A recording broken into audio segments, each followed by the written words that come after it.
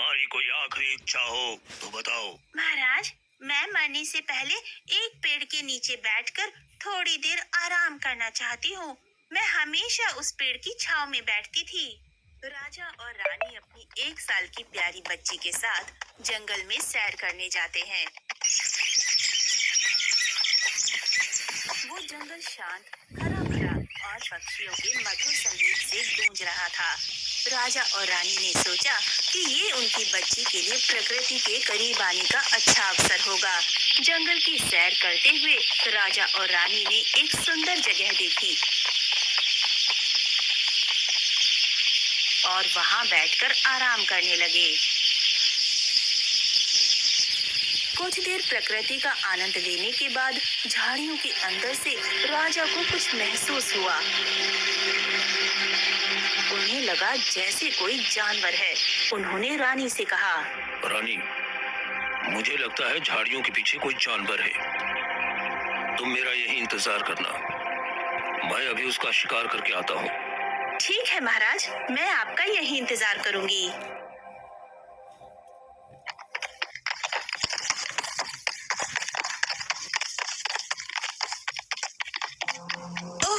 प्यास के मारे गला सूखा जा रहा है, किंतु ना जाने महाराज कब तक आएंगे। रानी बैठी बैठी महाराज के बारे में सोच ही रही होती है कि तभी उसे किसी के पानी पीने की आवाज सुनाई देती है। लगता है पास में कोई नदी या तालाब है। एक काम करती हूँ, आवाज तो पास से ही आ रही है, मैं खुद ही जाकर पानी पी आती हूँ। पर बच्ची को कैसे छोड़कर जाऊँ? महाराज का भी अभी तक कोई अता पता नहीं है। बस अब और नहीं रुका जा रहा मुझसे, तो बहुत जोरों की प्यास लग रही है। एक काम करती हूँ, बच्ची को यहीं बिठाकर जल्दी से पानी पीकर आ जाती हूँ। मेरी प्यारी बेटी, तुम यहीं बैठो, मैं नदी से पानी लेकर अभी आती हूँ। रानी बच्ची को उसी पेड़ के नीचे बिठाकर पानी लेने चली जाती है। उसी समय एक लोमड़ी घूमती हुई उस रास्ते से बड़बड़ाती हुई गुजर रही होती है। आज तो मेरा दिन ही खराब लगता है। आज भूखे ही सोना पड़ेगा। आज कोई भी शिकार हाथ नहीं लगा है। लोमड़ी ऐसा कहते हुए रास्ते से गुजर ही रही होती है कि तभी उसकी नजर पेड़ के नीचे बैठी एक नन्ही सी बच्ची पर पड़ती है। वाह वाह वाह वाह भगवान, तूने इस गरीब की सुन ली। बड़ा परेशान था मैं कि आज मुझे भूखा ही सोना पड़ेगा, पर भगवान देता है तो छप्पड़ फाड़ के देता है। आज तो इंसान का मांस खाकर मजा ही आ जाएगा। लोमड़ी बच्ची के पास दबे पैर आती है और बच्ची को उठाकर अपने साथ जंगल की ओर ले जाती है। थोड़ी देर बाद रानी भी वहां आ जाती है। रानी जब बच्ची के पास पहुंचती है तो देखती है बच्ची वहां से गायब थी। मेरी बच्ची कहाँ गई? मैं तो तुझे यहीं बिठाकर गई थी। हे भगवान, ना जाने मेरी बच्ची कहाँ चली गई। रानी रोते हुए जोर जोर से राजा को आवाज लगाने लगती है। राजा जी कहाँ हैं आप? जल्दी आइए राजा जी, देखिए हमारी बच्ची को कौन उठा कर ले गया है। रानी की आवाज सुनकर राजा तुरंत शिकार छोड़कर दौड़े चले आते हैं। क्या हुआ रानी, तुम इतनी घबराई हुई क्यों हो और रो क्यों रही हो? महाराज, हमारी नन्ही सी बच्ची को न जाने कौन उठा कर ले गया है। ये क्या कह रही हो रानी तुम? बच्ची तो तुम्हारे पास ही थी, फिर बच्ची गई कहाँ? महाराज, इसमें मेरी ही गलती है। तुम्हारी गलती? पर क्या? मुझे बहुत जोरों की प्यास लगी थी, तभी पास से पानी की आवाज सुनाई दी। मुझे लगा पास में कोई नदी या तालाब होगा, मैं पानी पीकर जल्दी आ जाऊंगी। पर जब मैं पानी पीकर आई तो बच्ची यहाँ से गायब थी। मुझे लगता है कोई जानवर हमारी बच्ची को उठाकर ले गया है रानी। महाराज, मेरी बच्ची को ढूंढ लाइए। महाराज, मेरी बच्ची को ढूंढ लाइए। बच्ची को ढूंढने के लिए मुझे जंगल की ओर जाना होगा रानी। तुम एक काम करो, तुम महल लौट जाओ, मैं बच्ची को ढूंढता हूँ। अब तुम्हारा यहाँ रहना ठीक नहीं। नहीं राजा जी, मैं भी आपके साथ जंगल में चलूंगी। नहीं रानी, जंगल में बहुत खतरनाक जानवर रहते हैं। तुम महल में जाओ और कुछ सैनिकों को मदद के लिए भेज दो। हमें अपनी बच्ची को ढूंढना है।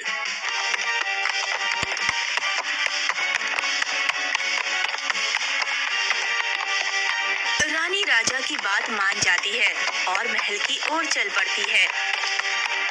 राजा भी जंगल में जाकर अपनी बच्ची को ढूंढते हैं, लेकिन उसे कुछ नहीं मिलता, जिससे राजा निराश होकर वापस लौट आते हैं। आज तो मेरे मजे ही मजे हैं। इतना मुलायम मांस खाकर तो मुझे बड़ी अच्छी नींद आएगी। और ऊपर से इतना स्वादिष्ट मांस। लोमड़ी को बड़े मजे से हंसता देखकर जंगल का राजा शेर मन ही मन कहता है, आज तो लोमड़ी बड़ा खुश लग रहा है। लगता है आज इसके हाथ कोई बड़ा शिकार लगा है। मुझे इसके पास जाकर देखना चाहिए। अरे ये तो इंसानी बच्चा है, और इस लोमड़ी को इंसानी बच्चा मिल कहां से गया? और ये लोमड़ी मुझसे बिना बताए कैसे अकेले अकेले इस बच्ची को खा सकता है? शेर लोमड़ी की ओर बढ़ता है। शेर जैसे ही लोमड़ी के पास आता है, लोमड़ी कूदती फांदती वहां से भाग जाती है। शेर भी लोमड़ी का पीछा करता हुआ उसके पीछे पीछे दौड़ता है।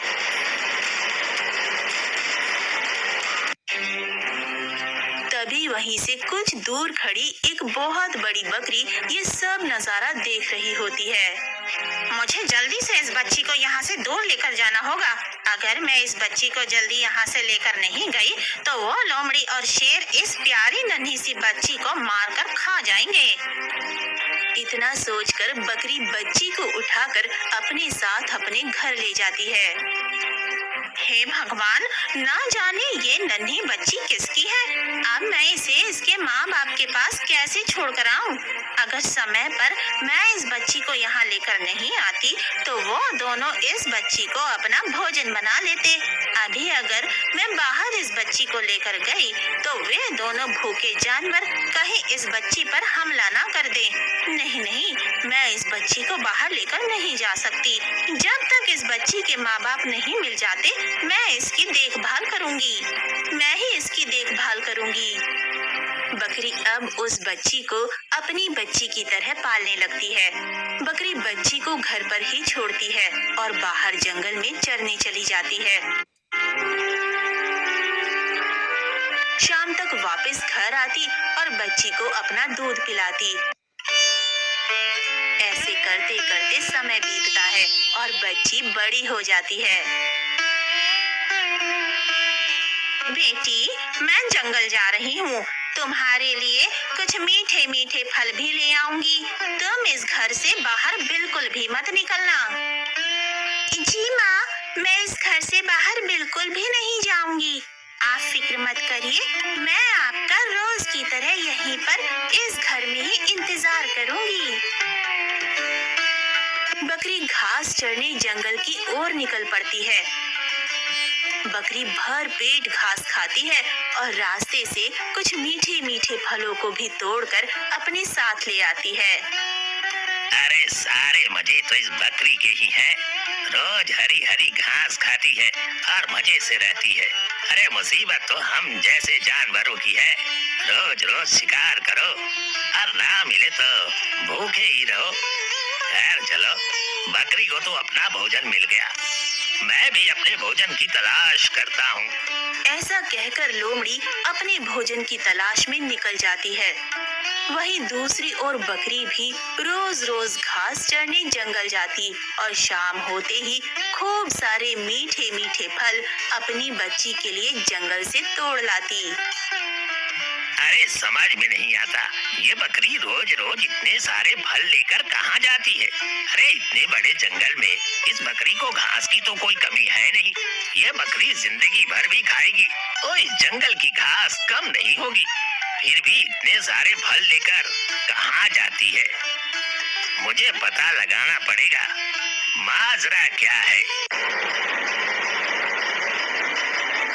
लोमड़ी बकरी का पीछा करती हुई उसके घर तक पहुंच जाती है।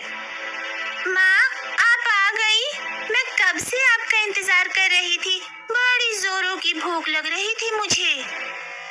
मुझे माफ कर दे बेटी, आज मैं दूर जंगल निकल गई थी तेरे लिए और भी मीठे फल लाने। तू एक ही तरह के फल खा खा कर परेशान हो गई होगी ना, इसलिए आज आने में इतनी देरी हो गई। नहीं माँ, आप मेरे लिए इतना करती हैं, ये कम है क्या? और आप मेरे लिए जो भी लाती हैं उसमें स्वाद अपने आप ही आ जाता है। मुझे तो आपकी फिक्र होती है। आप मेरे लिए इतनी मेहनत करती है और मैं घर पर ही पड़ी रहती हूँ। आपके लिए कुछ भी नहीं कर पा रही हूँ मैं। माँ, आज से आप घर पर रहना और मैं आपके लिए जंगल से घास लेकर आऊंगी और मैं अपने लिए मीठे फल भी ले आऊंगी। नहीं नहीं बेटी, तो इस घर से बिल्कुल भी बाहर मत जाना। ये जंगल जंगली जानवरों से भरा पड़ा है। बड़ी मुश्किल से तुझे उस लोमड़ी और शेर से बचाया था मैंने। तो यहीं घर पर ही सुरक्षित है बेटी, इस घर से बाहर मत जाना। खिड़की के बाहर से लोमड़ी उसकी सारी बातें सुन रहा होता है। अच्छा, तो ये बात है। मतलब ये वही बच्ची है जिसे मैं चुरा कर ले आया था और शेर दादा को लगा कि मैंने उस बच्ची को अकेले ही हजम कर लिया है। अभी जाता हूँ शेर दादा के पास और उन्हें इस बच्ची के बारे में बताता हूँ। लोमड़ी भागता हुआ शेर दादा के पास जाता है और उसे सारी बातें बताता है। क्या तुम सच कह रहे हो? अरे हाँ हाँ शेर दादा, मैं बिल्कुल सच कह रहा हूँ। वो वही बच्ची है और उस बकरी ने उस बच्ची को अपने घर में छुपा करके रखा है। अगर ऐसी बात है तो हमें उसके पास चलना चाहिए। मेरे राज्य में रहकर मेरे से ही बगावत कर रही है वो बकरी। आज उन दोनों का काम तमाम कर दूंगा। अरे नहीं नहीं शेर दादा, आप ऐसा नहीं कर सकते। ऐसा करना एक राजा को शोभा नहीं देता। एक काम करते हैं, वो बकरी रोज घर के दरवाजे पर ताला लगाकर जंगल घास चरने जाती है। हम उसी समय उस इंसानी बच्ची पर हमला करेंगे। दूसरी ओर, बेटी, मैं जंगल जा रही हूँ। आज तुम्हारे लिए बहुत सारे मीठे मीठे और स्वादिष्ट फल लेकर आऊंगी। तुम यहीं रहकर मेरा इंतजार करना। ठीक है माँ, मैं आपका इंतजार करूंगी। बकरी जैसे ही बाहर निकलती है, शेर उसके सामने आकर खड़ा हो जाता है। ये बकरी, तूने क्या सोचा? तो इस जंगल के राजा से बगावत करेगी और मुझे कुछ पता नहीं चलेगा। सालों तक तूने उस बच्ची को हमसे छुपा कर रखा। अब मैं ना तुझे छोड़ूंगा ना उस बच्ची को। अब तो हम दोनों भर पेट भोजन करेंगे। क्यों, सही कहा ना लोमड़ी? बिल्कुल सही कहा आपने महाराज। शेर बकरी पर हमला करने ही वाला होता है कि तभी एक शिकारी उन्हें सामने से आता हुआ दिखता है। अरे लोमड़ी, वो देखो, एक शिकारी हमारी तरफ बढ़ा आ रहा है। अगर हम जल्दी यहाँ से नहीं भागे तो वो हमारा शिकार कर लेगा। चलो भागो यहाँ से, इस बकरी को तो मैं बाद में देखूंगा। शेर और लोमड़ी शिकारी को देखकर वहाँ से भाग जाते हैं। आपका बहुत बहुत धन्यवाद। आज आपकी वजह से मेरी जान बच गई, वरना वो शेर और लोमड़ी तो आज मुझे खा ही जाते और ना जाने फिर मेरी बच्ची का क्या होता। उसका तो मेरे अलावा इस दुनिया में कोई है भी या नहीं, मुझे ये भी नहीं पता। और तुम ये कैसी बातें कर रही हो बकरी? भला तुम्हारी बच्ची के लिए किसी का होना क्यों जरूरी होगा? तुम खुद ही तो काफी हो उसके लिए। नहीं नहीं, दरअसल मेरे साथ एक इंसानी बच्ची भी रहती है। मैं उसी की बात कर रही हूँ। इंसानी बकरी? बकरी उस शिकारी को सारी बातें बताती है। क्या? एक काम करो, तुम मुझे अपने साथ अपने घर ले चलो। उस बच्ची को देखना चाहता हूँ। बकरी उस शिकारी को अपने साथ लेकर जाती है। आपका बहुत बहुत शुक्रिया। आज आपने मेरी माँ की जान बचाई। आपका ये एहसान मैं जिंदगी भर नहीं भूलूंगी। और कोई बात नहीं बेटी, मुझे तो विश्वास ही नहीं हो रहा है बकरी, तुमने इस बच्ची को इतने सालों तक पालकर इतना बड़ा किया। तुम सचमुच बहुत अच्छी हो। चलो अब मैं चलता हूँ। शिकारी चला जाता है। माँ, अब बहुत हुआ। मैंने कितनी बार आपसे बोला, अब मैं छोटी नहीं हूँ, मैं बड़ी हो चुकी हूँ। मैं अपना ख्याल खुद से रख सकती हूँ। आप मुझे कब तक बाहर जाने नहीं देंगी? कभी ना कभी तो मैं भी बाहर निकलूंगी ना। पर यहाँ जो जानवर तुझे उठा कर लाए थे, वो अभी भी तेरा इंतजार कर रहे हैं बेटी। मैं तुझे कैसे समझाऊं? एक काम करते हैं, इस जंगल से हम कहीं दूर चले जाते हैं, फिर वो जानवर मुझे पहचान भी नहीं पाएंगे। ठीक है बेटी, तुझे जैसा ठीक लगे। दोनों माँ बेटी रात के अंधेरे में जंगल से निकलकर एक गांव की ओर आ जाते हैं।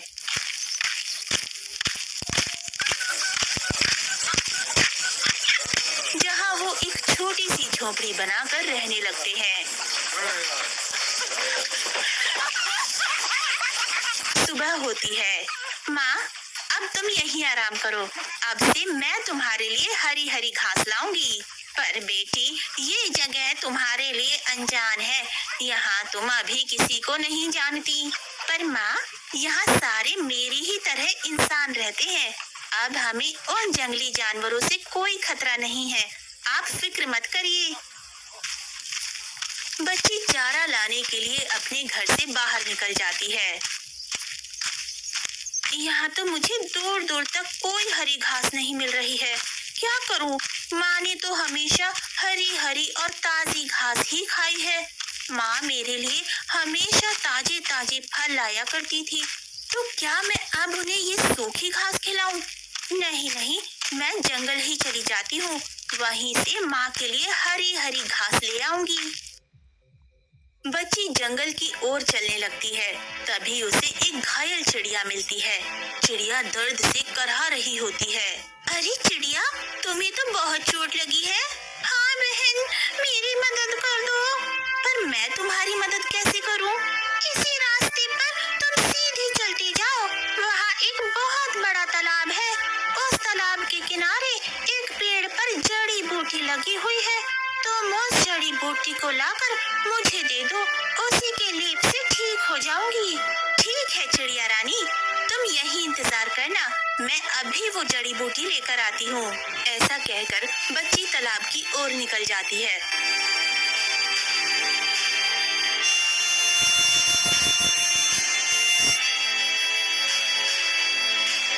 और वहाँ से जड़ी बूटी ले आती है। जड़ी बूटी लगाते ही चिड़िया ठीक हो जाती है। तुम्हारा बहुत बहुत धन्यवाद बहन। अगर तुम मेरी मदद ना करती तो मैं ठीक नहीं हो पाती। वैसे तुम कौन हो बहन? क्या नाम है तुम्हारा और तुम यहाँ कैसे? मैं यहीं पास के गांव में रहती हूँ। यहाँ इस जंगल में हरी घास लेने आई थी। पर चिड़िया रानी, मेरा कोई नाम तो है नहीं। क्या तुम्हारा कोई नाम नहीं है? चलो मैं तुम्हारा नाम रखती हूँ। आज से तुम्हारा नाम परी है। वाह, ये तो वाकई बहुत प्यारा नाम है। शुक्रिया चिड़िया रानी। अब मैं चलती हूँ, वरना अंधेरा हो जाएगा। परी हरी घास तोड़कर अपने घर चली जाती है। दूसरे दिन गांव में राजा का छोटा भाई अपने 2 सैनिकों को लेकर आता है और वहाँ वो गांव के सारे लोगों से कर की वसूली करने लगता है। तभी उसकी नजर परी पर जाती है। ये लड़की कौन है? इसे तो यहाँ पहले कभी नहीं देखा। महाराज, ये लड़की अभी कुछ दिनों पहले यहाँ रहने आई है, तो इसे इस गांव के नियम के बारे में बता दो। यहाँ सारे लोग मुझे कर देते हैं, तुम्हें भी देना होगा। परंतु महाराज, मेरे पास तो देने के लिए कुछ भी नहीं है। क्या तुम्हारे पास देने के लिए कुछ भी नहीं है? तुम मुझे कर देने से मना कर रही हो। महाराज, ये अभी इस गांव में नई नई आई है, इसे अभी कुछ नहीं पता। आप फिक्र न करें, हम इसे सब कुछ समझा देंगे। ठीक है, मैं अगले हफ्ते फिर आऊंगा। तब तक इस लड़की को तुम लोग अच्छे से समझा देना। मुझे इससे भी कर चाहिए अगले हफ्ते से। ऐसा कहकर राजा का भाई चला जाता है। वहीं दूसरी ओर राजा रानी बागान में बैठे हुए थे। तभी एक सुंदर सा तोता उड़कर उनके बागान में एक पेड़ पर बैठ जाता है। वाह, कितना सुंदर तोता है। ऐसा तोता तो मैंने पहले कभी नहीं देखा। तोता पकड़ने को कहते हैं। महाराज, मैं तो इस तोते को नहीं पकड़ सकता, पर हमारे राज्य में एक शिकारी है जो इस तोते को पकड़ सकता है। राजा तुरंत आदेश देते हैं कि शिकारी को बुलाया जाए। वहीं दूसरी ओर राजा का भाई गांव में जाता है। मैंने तुमसे पिछले हफ्ते कर के लिए कहा था, तुमने मुझे अभी तक कोई कर नहीं दिया है। चलो मुझे कर ला कर दो। महाराज, मैं आपको क्या दूं? मेरे पास तो आपको देने के लिए कुछ भी नहीं है। सैनिकों, इसके घर की तलाशी लो और जो भी मिले उसे ले आओ। महाराज, ये सोने की चैन मिली है। राजा मन ही मन सोचता है, अरे ये चैन तो हमारी खानदानी चैन है। कहीं ये बच्ची वही तो नहीं जिसे लोमड़ी उठा कर ले गई थी। मुझे इसे दुनिया की नजरों से छुपाना होगा। ठीक है, अगर तुम्हें कर नहीं देना तो तुम्हें मेरे साथ महल चलना होगा, वही तुम काम करना। और हाँ, इस चेन के बारे में तुम किसी से भी कुछ नहीं कहोगी। ठीक है। परी महल जाती है और रानी के कक्ष में काम करने लगती है। एक दिन राजा की नजर उस पर जाती है। कौन हो तुम? यहाँ तो तुम्हें पहले कभी नहीं देखा। परी सारी बात राजा को बताती है। एक दिन रानी का हार चोरी हो जाता है। सैनिक राजा से आकर कहता है, महाराज, मैंने परी नाम की लड़की को रानी के कक्ष से कुछ ले जाते हुए देखा था। राजा गुस्से में आकर परी को बुलवाता है। ए लड़की, तुझे मैंने यहाँ काम करने के लिए रखा है या चोरी करने? तूने रानी का हार चुरा कर अच्छा नहीं किया। महाराज, मैंने रानी के हीरो का हार नहीं चुराया। राजा का भाई सैनिकों को परी के घर की तलाशी लेने भेजता है, जहाँ उसे एक संदूक मिलता है। उस संदूक में वही चोरी हुआ हीरो का हार मिलता है। महाराज, अब पानी सर से ऊपर जा चुका है। अब अगर इस लड़की को सजा नहीं दी तो राज्य के और लोगों की भी हिम्मत बढ़ जाएगी। ठीक है, तुम्हारी कोई आखिरी इच्छा हो तो बताओ। महाराज, मैं मरने से पहले एक पेड़ के नीचे बैठकर थोड़ी देर आराम करना चाहती हूँ। मैं हमेशा उस पेड़ की छांव में बैठती थी। ठीक है। परी कुछ देर सैनिकों की निगरानी में उस पेड़ की छांव में बैठती है। फिर उसे फांसी दे दी जाती है। इसके बाद उसे नदी में बहा दिया जाता है।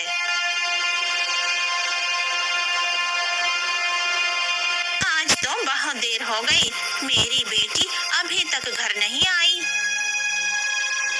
दूसरी ओर महल में शिकारी आता है। तभी राजा का भाई एक सैनिक से कह रहा होता है, सैनिकों, ये लो तुम्हारा इनाम। तुमने बहुत अच्छा काम किया। वो हीरो का हार उस लड़की के घर में रखकर मैं यही चाहता था कि कैसे इसे अपने रास्ते से हटाऊं, क्योंकि ये कोई और नहीं बल्कि राजा जी की ही बेटी है, जिसे कुछ समय पहले एक लोमड़ी उठा कर ले गई थी। अगर मैं इसे अपने रास्ते से नहीं हटाता तो भैया ये सारा राजपाट उस लड़की के नाम कर देते। इसलिए मैंने उसे फांसी की सजा दिलवाई। हे भगवान, उस मासूम बेचारी को इन लोगों ने फांसी दे दी। शिकारी तोते को पकड़कर राजा जी को दे देता है। शिकारी, तुमने इस तोते को पकड़कर हमें खुश कर दिया। कहो, तुम्हें इनाम में क्या चाहिए? महाराज, अगर आपको मुझे कुछ देना ही है तो आप मुझे इंसाफ दे दो। कैसा इंसाफ? महाराज, आपने जिस लड़की को आज फांसी दी, क्या आप उसके बारे में जानते हैं? वो कौन थी, कहाँ से आई थी? तुम ऐसा क्यों पूछ रहे हो शिकारी? मैं उसके बारे में कुछ नहीं जानता, पर हाँ, इतना जानता हूँ कि उस लड़की ने रानी का हीरो का हार चुराया था, जिसके बाद मेरे छोटे भाई ने उसे फांसी की सजा दिलवा दी ताकि कोई दोबारा ऐसा न कर सके। पर तुम ऐसा क्यों बोल रहे हो? क्योंकि महाराज, वो और कोई नहीं, आपकी बेटी थी, जिसे जंगल में लोमड़ी चुरा कर ले गई थी। उसे एक बकरी ने पाला और अभी कुछ समय पहले ही वे लोग जंगल से गांव में रहने आए थे, जिसके बाद आपके छोटे भाई को उसकी सच्चाई के बारे में पता चल गया। आप उस लड़की को ये सारा राजपाट न दे दी, इसलिए एक षड्यंत्र रचकर आपके छोटे भाई ने उसे रास्ते से हटा दिया। राजा को ये सुनकर बहुत दुख होता है। राजा उस बकरी से मिलने जाता है। बकरी राजा को सारी बात बताती है। हे भगवान, ये मुझसे कैसा अनर्थ हो गया। मेरे ही राज्य में मेरे ही हाथों मेरी पुत्री की हत्या हो गई। राजा रोते रोते अपनी बेटी को याद ही कर रहा होता है कि तभी उसकी बेटी उसके सामने आ जाती है। ये क्या? तुम्हें तो फांसी दे दी गई थी, फिर तुम जिंदा कैसे हो? महाराज, आपको याद है आपने मुझे आखिरी इच्छा पूरी करने को कहा था। हाँ, मुझे याद है। मैं जिस पेड़ के नीचे बैठी थी मैंने उसकी जड़ी बूटी खा ली थी। वो पेड़ बहुत ही चमत्कारी है। अगर मैंने चोरी की होती तो आज मैं जिंदा नहीं बचती, पर मैंने चोरी नहीं